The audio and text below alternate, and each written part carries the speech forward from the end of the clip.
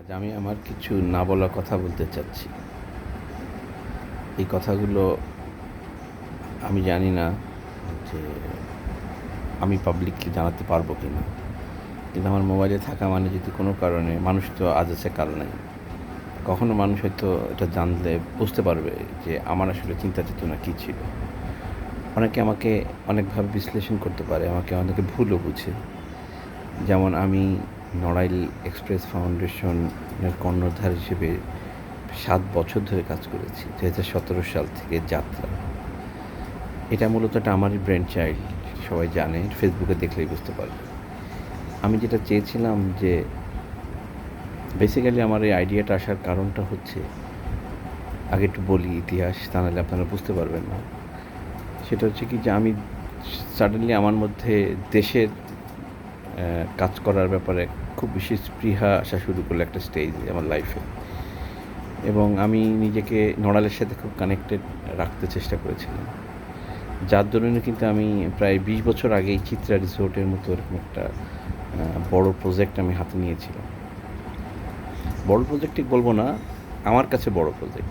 ছোটো আস্তে আস্তে আস্তে আস্তে বিন্দুর থেকে করতে করতে আজ এই পর্যন্ত নিয়ে এসেছিলাম। কারণ আমার একটা প্যাশন ছিল নড়াইলের, আমার কিছু করার আকাঙ্ক্ষা থেকে এটা করেছিলাম। তারপরে যখন আমি আসলে দেশের রাজনীতি নিয়ে সচেতনতা আমার মধ্যে আসলো, তখন আমি দেখলাম যে এই দেশে ধারাবাহিকভাবে যে রাজনীতি চলে আসছে, এই জায়গাটা আমি কিছু করতে পারবো না। দেশের জন্য বৃহত্তর কিছুই করতে পারবো না। কারণ আমরা তো ২ দলের মধ্যে আটকানো ছিলাম। আমার মধ্যে রাজনীতির প্রতি বিরূপ মনোভাব তৈরি হয় আমার ভাই ঢাকা বিশ্ববিদ্যালয়ে মারা গেলে। তারপর থেকে আরও বেশি প্রবলভাবে হয়। এনিওয়ে, আমি ওই টপিকসে যাচ্ছি না। তো আমার কাছে যখন মনে হলো যে না, কিছু করতে পারি, কিছু করা উচিত। কারণ দেশের বাইরে যাওয়ার একটা অনেক অপরচুনিটি আসছিল আমার লাইফে। আইটি ক্যারিয়ারে আমার অনেক সুযোগ ছিল। কিন্তু আমি আমি নিজের কাছে আমি বলেছিলাম, আমার ফ্যামিলির কাছেও বলেছিলাম যে I am the last person, যে আমি দেশ ছেড়ে যাব। অ্যাটলিস্ট আমি আনচ্যালেঞ্জ যাব না। তো সেটা থেকে আমি ভাবলাম যে রাজনীতি করতে পারবো না, তাহলে দেশের কি কাজ করার কোনো ওয়ে নেই? তখন আমার মাথায় আসলো যে আমরা নড়াইলটাকে নিয়ে যদি এমন একটা প্ল্যান করি যে এইখানেই আমি থাকতে চাই। কারণ আমি ঢাকাকে আমার ফিউচার জেনারেশনের জন্য আমি মনে করছি না যে এটা লিভেবল প্লেস। তখন আমার কাছে মনে হলো যে নড়াইল এরকম একটা সুন্দর ন্যাচারাল, এখনও যে অর্গানিক যে একটা শহর, নড়াইল জেলাটাই, ওইখানে যদি আমরা একটা গুণগত পরিবর্তন করতে পারি, একটা মডেল তৈরি করতে পারি, তাহলে এইটার রেপ্লিকেশন আস্তে আস্তে আস্তে করে দেশে ছড়াতে পারি। কিছু একটা তো আমাদের করা হবে। বিশেষ করে এটা থেকেই আমি আমার প্রথমে বন্ধুদের সাথে আলাপ করি, আমার আইডিয়াটা শেয়ার করি, সবার সিভিল সোসাইটি মিলে একটা কিছু করা যায় কিনা। এভাবে করতে করতে করতে আমি ফেসবুকে লেখালেখি করতে করতে একটা পর্যায়ে পাবলিক ডিম্যান্ড আসে যে মাশরাফি যদি এটার সাথে সম্পৃক্ত হয় তাহলে পসিবল। আমি ঠিক ওই মোমেন্টামের জন্য ওয়েট করছিলাম যে মানুষের ডিজায়ারটা আসুক, ইটস নট দ্যাট যে আমাকে বলতে হবে। এইভাবেই করতে করতে কিন্তু মাশরাফিও কিন্তু, সব ফেসবুকে রেকর্ড আছে, সেও কিন্তু বলল যে আমি এটার সাথে আছি, আপনারা সবাই যদি করেন। তো এই নিয়েই তখন যাত্রা শুরু হলো ২০১৭ সালের ৪ই September run for Narail marathon দিয়ে। তখন কিন্তু রাজনীতির ধারে কাছেও মাশরাফি নাই। তার প্রায় ১.৫ বছর পরে মেবি তার পলিটিক্সের প্রথম ইলেকশনে আসে। তো আমি তো ভাবলাম যে আমার ড্রিমটা ইভেন আরও ফাস্টার হবে, যেহেতু মাশরাফি এতে সম্পৃক্ত হবে। সেভাবে প্রথম দিকে আমরা যেভাবে সবাইকে সম্পৃক্ত নিয়ে কাজ করছিলাম, 10টা সেক্টর ভাগ করে। কারণ একটা সেক্টরকে কাজ করলে হবে না, আমাদের দরকার 10টা সেক্টর ডেভেলপ করা, যেটা একটার সাথে পরিপূরক। হেলথ, স্পোর্টস, আপনার এনভায়রনমেন্ট, এমপ্লয়মেন্ট, আপনার এগ্রিকালচার, যে সেক্টরগুলো দরকার, তথ্য প্রযুক্তি। তো আমরা ফিল করেছি যে 10টা সেক্টরটাকে একসাথে কাজ করলে আমরা এমপ্লয়মেন্ট থেকে শুরু করে নড়াইলে আস্তে আস্তে আমরা যে স্লোগানটা সেট করেছিলাম যে নড়াইল হবে প্রজন্মের শ্রেষ্ঠ বাসস্থান, এটা মূলত আমার মাথা থেকে এসেছিল। তো ওই একটা বড় লক্ষ্য টার্গেট করেই আমরা এগোতে চাচ্ছিলাম। কিন্তু একটা পর্যায়ে যখন আমরা নিজেরাও জানি না, মাশরাফি আমাদের যে ফাউন্ডেশনের চেয়ারম্যান, সে পলিটিক্সের সাথে সম্পৃক্ত হলো।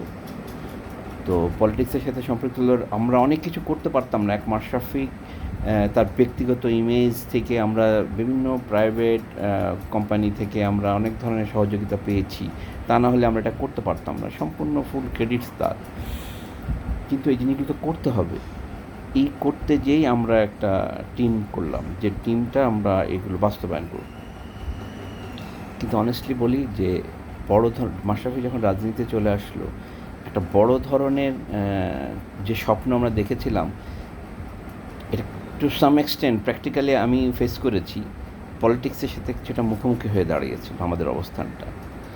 এবং আমাদের নিউট্রাল চিন্তা চেতনা নিয়ে আমি যে স্বপ্নটা দেখেছি, আমার সাথে যারা সহযোদ্ধা যারা ছিল তাদেরকেও প্রশ্নবিদ্ধ করা হয়েছে যে আমরা এটা মাশরাফি যেহেতু একটা দলের এমপি, আমরা এভাবে নিউট্রালভাবে এটা করতে পারি না। বাট আমি I am thankful to Mashrafe. ও কিন্তু আমাদেরকে বলেছিল যে না, এটা অরাজনৈতিক সংগঠন, যেভাবে আছে আপনারা সেভাবেই চালান। কিন্তু যেটা হলো, আমাদের ওর টাইমটা আমরা ওর রাজনৈতিক ব্যস্ততার কারণে, খেলাধুলার সাথে সম্পর্ক সব কিছু মিলে আমরা আসলে ওকে আমাদের চাওয়া অনুসারে আমরা অতটা পাইনি। আর রাজনৈতিক ব্যস্ততার কারণে সেও সময় দিতে পারেনি। আর আমাদেরও একটু লিমিটেড হয়ে গেল আমাদের অ্যাক্টিভিটিস, কারণ আমরা একটা স্কুল করতে চেয়েছিলাম। অনেক বাধা বিপত্তি হলো যে নড়ালে তো অনেক স্কুল আছে, কেন আমরা শুধু একটা স্কুল করব, সেটাও আমার স্বপ্নটা থেমে গেল। নড়াইল শহরকে নিয়ে আমরা একটা মাস্টার প্ল্যান করার জন্য ওয়াকওয়ে, তারপরে আপনার ড্রেনেজ সিস্টেম সব কিছু করার জন্য আমরা অনেক কষ্ট করেছিলাম যে আর জন্য ভুল না হয়। কিন্তু সরকারের প্রকল্প তো, এখানে যেহেতু আমাদের শুধু ডিজাইন করে দেওয়া পর্যন্তই আমাদের সামহাও ওই ব্যুরোক্রেসির জালে এটা মাশরাফিও চেষ্টা করেছে, সামহাও এটা এ পর্যন্ত হয়নি। তো এখন আমার যে স্বপ্নটা, বড় স্বপ্ন যেটা, সেটা আস্তে আস্তে আমরা ওখান থেকে আমরা শুধু একটা দুইটা সেক্টরের কাজে লিমিট করে ফেললাম, স্পোর্টস অ্যান্ড হেলথ কেয়ার। কারণ বাকিগুলো আসলে যাক, ওইগুলো আসলে বলা যাচ্ছে না। আমার একার চেষ্টায় তো হবে না, এটা সম্মিলিত চেষ্টা লাগবে। স্বপ্ন তো অনেকেই দেখতে পারে, কিন্তু এর বাস্তবায়ন করা তো টিম লাগবে। তো সেক্ষেত্রে আমরা ভাবলাম যে হয়তো এখন না হোক, পরে হবে, সেই স্বপ্ন রেখেই কিন্তু আমরা এগোচ্ছিলাম। আমরা জিমনেশিয়াম করেছি, আমরা ডায়ালিসিস সেন্টার করেছি, আমরা প্রচুর ছেলেমেয়েরা ঢাকাতে প্রাইভেট ইউনিভার্সিটিতে ফ্রি পড়ছে। স্পোর্টসের আমাদের প্রচুর সরকারি স্পোর্টস কোটায় চাকরি পেয়েছে। মানে আমরা যতটুকু করার, একটা ফাউন্ডেশন যতটুকু করার, মোর দ্যান দ্যাট আমরা করেছি। কিন্তু একটা জিনিস আমি বলি, কারণ আমার ভিতরে যে আকাঙ্ক্ষা ছিল সেটা অনেক বড়। সেই আকাঙ্ক্ষাটাতে আমি যখন রাজনীতিতে যেতে পারছি না, একটা কনফ্লিক্ট কোনো একটা পর্যায়ে আসছে, তখন আসলো এই জুলাই আন্দোলন। তখন আমার কাছে মনে হলো যে আমার নড়াইলের যে একটা ছোট্ট পরিসরে একটা এলাকায় আমরা কাজ করেছি, দিস ইজ দ্য অপরচুনিটি। যদি আমরা দেশকে বড় করে চিন্তা করি, মানে পলিসিগতভাবে দেশের পরিবর্তন না আসলে এক ছোট্ট আমাদের ওই ড্রিম ফুলফিল হবে না। তখন কিন্তু আমি এই ছাত্র আন্দোলনের সাথে সম্পৃক্ত হলাম। এবং আমার কাছে মনে হয়েছে যে এটা এই জাতির জন্য একটা অপরচুনিটি। কারণ আমি বিশ্বাস করি বিগত 50-55 বছরের স্বাধীনতার পর থেকে এই দেশের 90% মানুষ কিন্তু বুকে হাত দিয়ে বলতে পারবে যে তারা কিন্তু পলিটিক্স নিয়ে স্যাটিসফাইড না। তার মানে কি, আগামীতেও কি একই রকমভাবে চলবে? সো এই ট্রানজিশন টাইমটাতে আমরা যদি এমন কিছু করতে পারি যেটা পরবর্তীতে সেই পরিবর্তনটা আকাঙ্ক্ষা আসবে। পরিবর্তন হবে কি না সেটা পরের কথা, কিন্তু আমার আকাঙ্ক্ষাটা থাকতে হবে। এই আকাঙ্ক্ষাটার জন্যই এটা একটা টাইম। এই ট্রানজিশন টাইমে অনেকের অনেক রকমের কথা আছে, প্রত্যাশা হচ্ছে না, আগে যা ছিল এখন আরও খারাপ। আই এগ্রি, অনেক ক্ষেত্রে সেটা হচ্ছে, কিন্তু আমাকে তো আশা বজায় রাখতে হবে। সেই জন্যই যে আমার অ্যাক্টিভিটিস বাড়িয়ে দিলাম ঢাকা কেন্দ্রিক।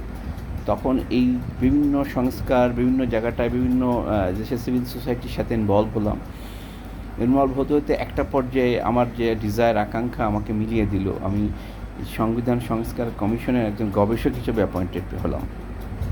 এটা আমার জন্য একটা বিরাট একটা সত্যিই ড্রিম কামস ট্রুর মতো। তো সেখানে আমি কন্ট্রিবিউট করলাম ফ্রি অফ চার্জ। আমরা কিন্তু ওটার জন্য জাস্ট আমাদের শুধু পুরোটাই আমরা আমাদের লেবারটা দিয়েছি।